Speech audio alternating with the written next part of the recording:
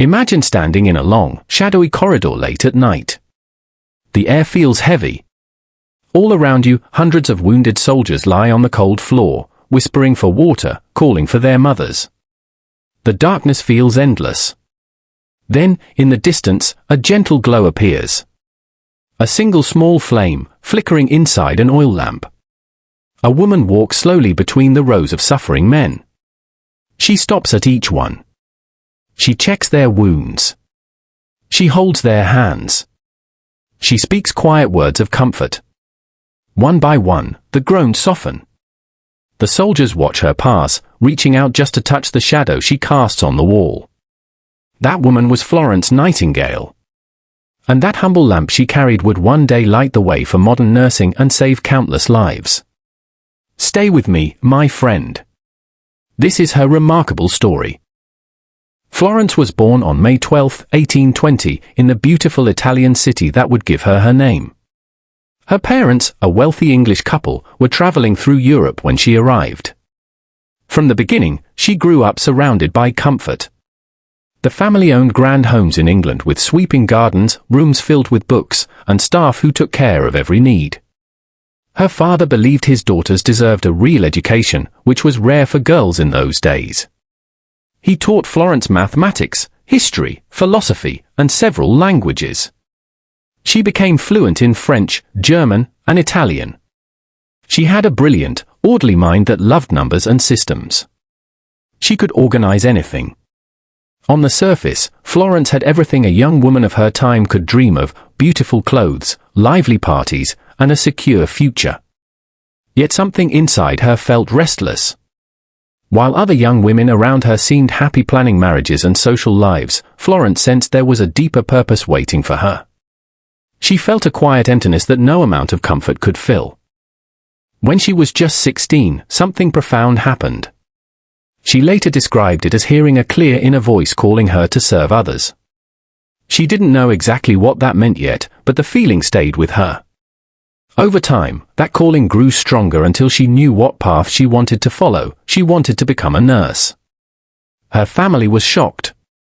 In the 1840s, nursing was not the respected profession we know today. Hospitals were often dirty, overcrowded places where sickness spread easily. Many nurses had little training, and the work carried almost no social respect. For a well-educated young woman from a prominent family to choose this path felt unthinkable. Her mother and sister were deeply upset. They wanted Florence to marry well, host elegant dinners, and live the comfortable life expected of someone in her position. A kind and intelligent man named Richard Monckton Milnes fell in love with her and asked for her hand. Florence cared for him, but after long reflection she gently turned him down. She wrote in her private notes that she had an active nature and needed a life of real purpose. She simply could not ignore the voice that called her to help those who were suffering. For more than 10 long years, Florence waited. She visited hospitals quietly when she could. She read every book and report she could find about health and patient care. She studied late into the night, gathering knowledge. But year after year, her family resisted. There were painful arguments, periods of deep sadness, and moments when she felt trapped inside a beautiful life that no longer felt like her own. She sometimes wrote that the waiting felt like it was slowly breaking her spirit. Then, at 31, a door finally opened. Her family allowed her to travel to Germany to train at a small hospital run by a religious community in Kaiserswerth. There, for the first time, she received proper instruction in nursing. She threw herself into the work with calm discipline and tireless energy. She noticed everything. She remembered everything. She had finally found where she belonged. In 1853, she returned to London and took charge of a small hospital for women. She quickly improved conditions, trained staff, and showed she could lead with both kindness and clarity. Then, in 1854, war called her to something much larger. Britain, France, and Turkey were fighting Russia in the Crimean War. British soldiers were dying in terrible numbers, not only from battle wounds, but from disease in overcrowded, filthy military hospitals. The public outcry reached England, and a government official who knew Florence asked if she would lead a team of nurses to the British hospital at Scutari, near Istanbul. She didn't hesitate.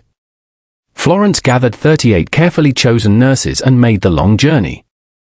What she found when she arrived was heartbreaking. The barrack hospital was overwhelmed. Built for about 1,700 patients, it held more than 4,000 wounded and sick men. They lay shoulder to shoulder on dirty floors. Rats moved through the building. Blocked sewers overflowed. The smell was overwhelming. More soldiers were dying from infection, cholera, typhus, and poor conditions than from enemy fire. Florence took charge without drama. She organized cleaning crews.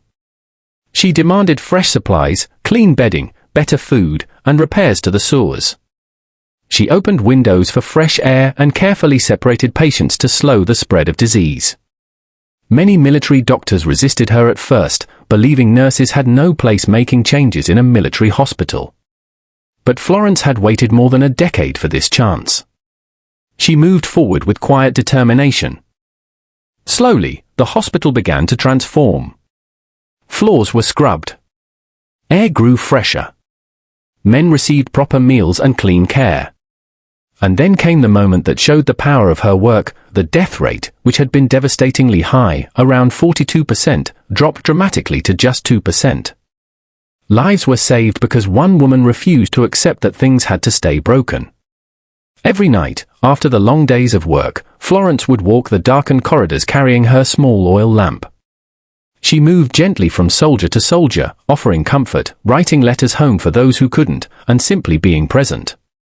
The men began calling her the lady with the lamp. That image of quiet compassion touched people across Britain and beyond. A poet even wrote about her, describing the gentle light moving through the gloom. When the war ended, Florence returned home a national hero, but she wasn't interested in parades or praise. She wanted lasting change. Using her love of mathematics and the careful record she had kept, she created clear, colorful diagrams that showed exactly why so many soldiers had died. One famous chart, shaped like a flower, made the truth impossible to ignore. Preventable diseases caused by poor conditions had taken far more lives than battle wounds. She shared these powerful visuals with politicians and even Queen Victoria. The pictures spoke louder than any report. Reforms followed. Military hospitals improved. Sanitation standards rose. Florence had used both compassion and clear thinking to protect future generations of soldiers. In 1860, she founded the Nightingale Training School for Nurses at St. Thomas Hospital in London, the first professional nursing school of its kind. Young women came from near and far to learn proper care, cleanliness, observation, and hospital management. They carried her ideas across Britain and around the world. She also wrote an influential book, Notes on Nursing, that became a guide for caregivers everywhere. Even when her own health grew fragile later in life, Florence continued working from her bed, writing letters and advising leaders for decades. She lived to the remarkable age of 90, passing away in 1910. Today, we honor her on May 12, her birthday, as International Nurses Day. Her name still stands as a symbol of compassion, courage, and quiet strength. So here is the gentle truth her life leaves with us, my friend. Florence could have chosen comfort and ease, but she followed her inner voice and carried a small lamp into the darkness. She showed us that real change begins with simple acts of care, clear thinking, and steady courage. Wherever you are on your journey, remember the lady with the lamp. You don't need perfect conditions, just a light of purpose and the courage to keep moving forward. Keep carrying your light. Keep learning. Your light matters. Thank you for watching. Tell me in the comments what touched you most. Until next time, take care and never stop moving forward.